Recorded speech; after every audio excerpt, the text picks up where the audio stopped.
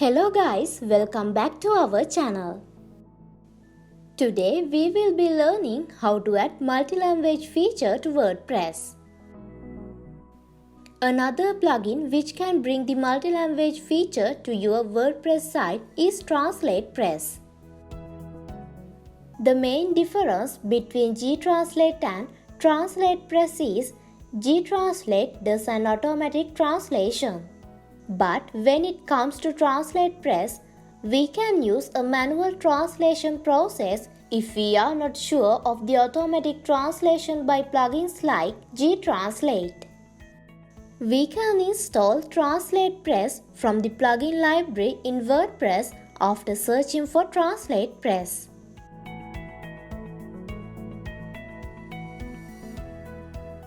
As we have already installed TranslatePress, let's go directly to install plugins. Next, we can directly go to settings, which is under the plugin, or we can go to the main settings and select TranslatePress and access its settings. Now we can do the configuration as we need. First, we have default language. This is the language which we have used to build the WordPress site. Next, under all languages, we can click on choose to select any language we need for the translation process. For now, let us just select German and click add. Then we can see that N and D appear as the slug. In native language name, if we select yes, the name of the language will be shown in that respective language. We will continue as no, so that every language name will be displayed in English. Use a subdirectory for the default language. In this option, if we select yes, we can add subdirectory URL for the default language as well.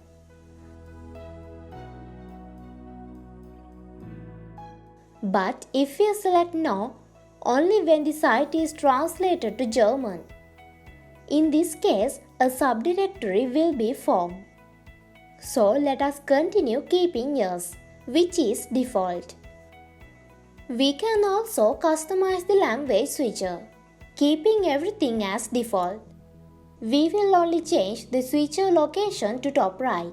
And now we can save our changes. Now let's visit our site. We can see the language translation feature on the top right corner.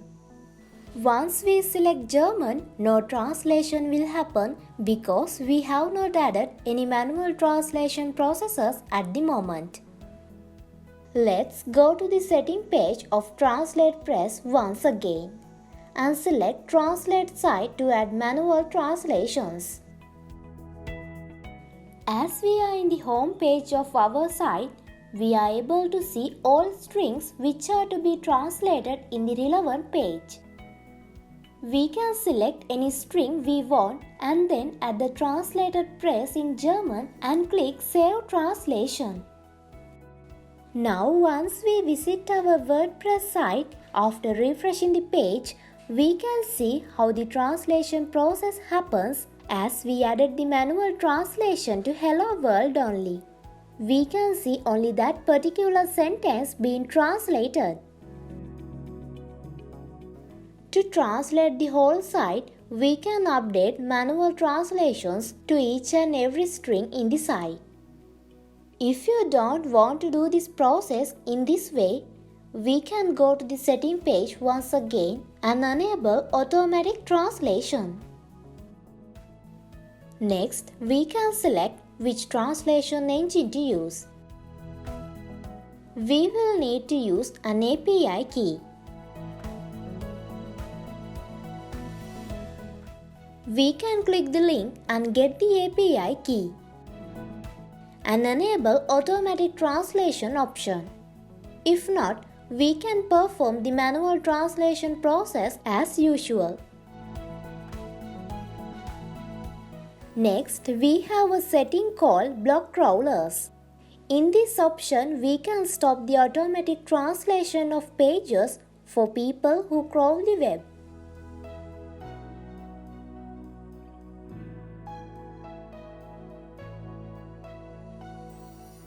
Also, we have an option to limit the machine translation of characters. Because when using Google Translation to receive an API key, we have to make a payment first.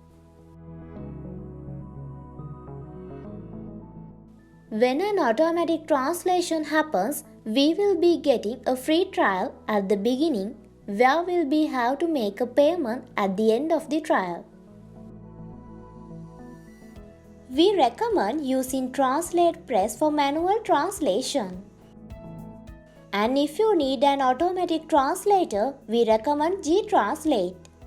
If you would like to know more about Gtranslate, click the card above to watch our video about using Gtranslate for translation of WordPress sites.